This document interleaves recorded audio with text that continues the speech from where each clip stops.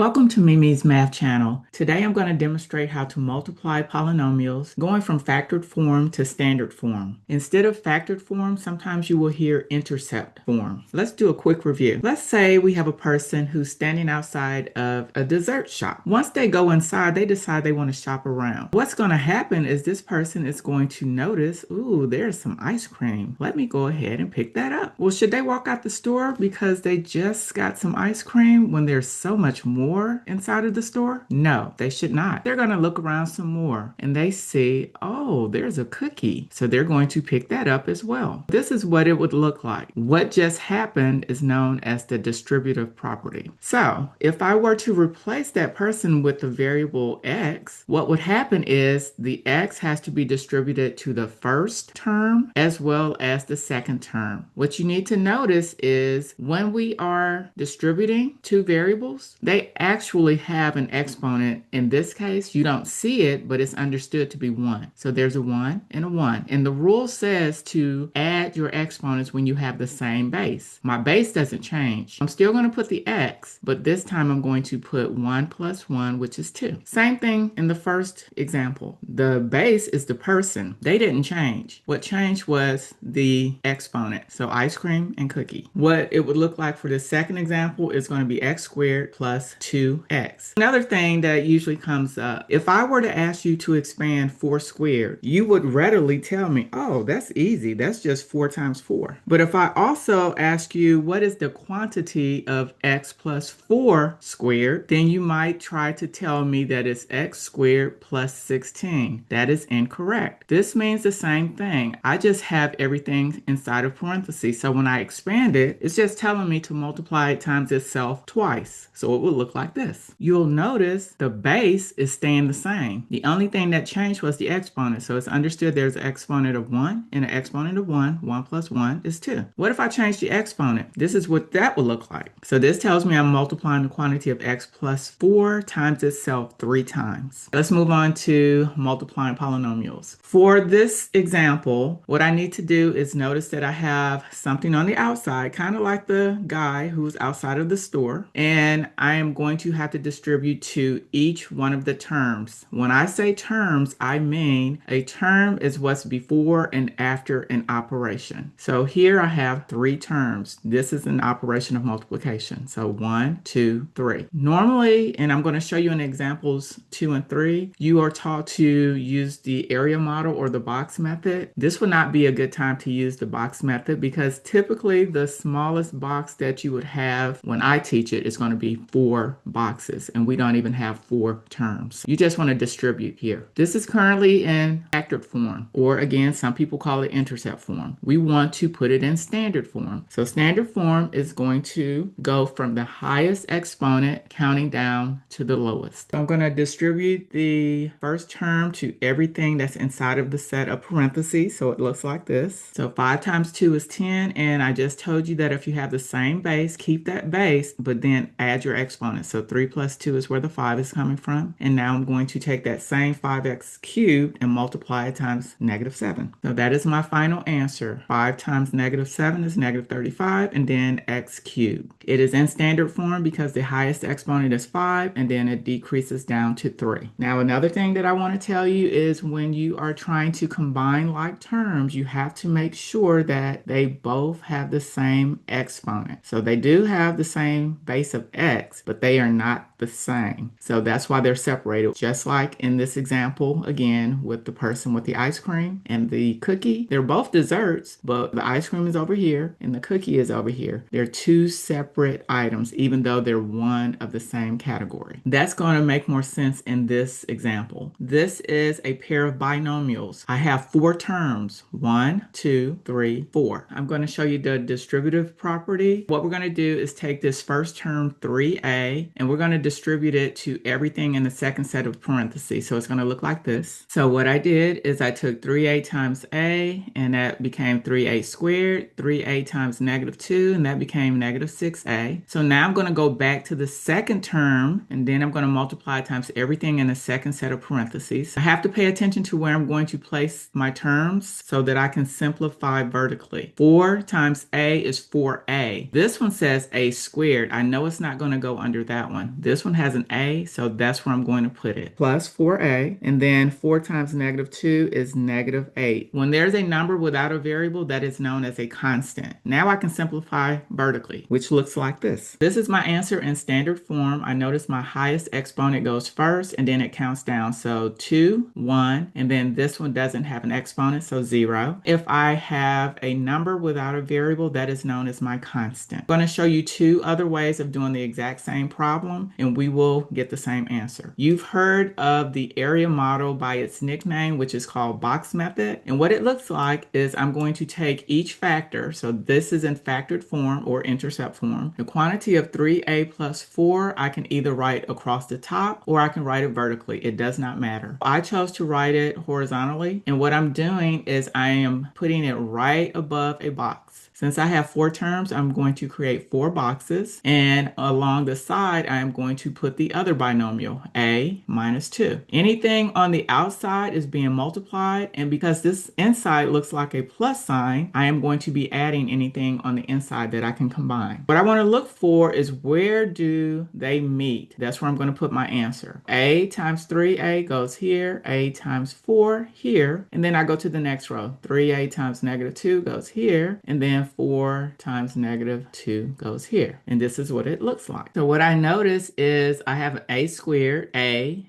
and then a number by itself, which is a constant. So I'm going to go ahead and combine these 2 a's together. And this is what my final answer will look like. I notice that I have the same answer. It's already in standard form if I follow my order of the boxes. So the first box goes down first. Second and third, I combine those. That goes down second. And then the last box is the last number. So F.O.I.L is just like distributive method. The only difference is you're just doing the work horizontally. If I took 3a and I multiplied it times everything in the second set of parentheses and then went back and took the 4 and multiplied it times everything in the second set of parentheses, it would look like this. And then you would just go ahead and combine those a's together, which will result in the same answer that you saw in the previous methods. For example 3, what I'm going to do is I am going to take the binomial and then multiply it times my trinomial, and this is what it's going to look like. 4 times 2 is 8. X to the first power times x squared is x to the third power. Remember, I'm going to keep my base and I'm just going to add my exponents. 4 times 5 is 20. X times x is x squared, and then 4x times negative 1 is negative 4x. Now I'm going to go to negative 3 and I'm going to multiply it times every term that's in this trinomial, and it will look like this. When you're distributing here, the main thing is we have to remember we are about to simplify vertically, so we have to align the like terms. So what I'm going to do is take negative 3 times 2, which is negative 6, x squared. I want to find the term that has x squared, and that's where I'm going to place that answer. And then I go to negative 3 times 5x, and that's negative 15x, so I want to place it under the x. And then finally, negative 3 times negative 1 is positive 3. When I am combining my like terms and I am adding or subtracting, all I do is bring down that variable. I do not try to add the exponents. You only add the exponents when you are multiplying. My final answer is just going to look like this. Now I'm going to show you how to use the area model with this same problem. You do not have to put the trinomial on top. You can do the trinomial vertically if you wanted to and put the binomial on top. Everything on the outside is multiplying. Everything on the inside, when I combine it, I am adding it. This is what the box will look like when I'm finished. So what I notice is I can combine like terms. I have x squared and an x. If I go in order, I'm already going to have it in standard form. So the first box, and then the second one combined, the third one combined, and then the last box. And this is what my final answer should look like, which is the same answer that I got when I was using the distributive method. I'm not going to really demonstrate the F.O.I.L method. I will just show you what it would look like drawing the arrows. Going from the binomial to the trinomial, take the first term and distribute to each one of those terms, and then go back and take the second term and do the same. Or if you wanted to go the other direction, it would look like this. It's really up to you, but you could have gone from 2x squared to every term that's inside of the second set of parentheses, 5x to every term that's inside of the second set, and then that negative 1. Just make sure you're keeping up with your signs. Either way, you're still going to get this answer. Thank you for watching. Remember to like and subscribe. Have an amazing day.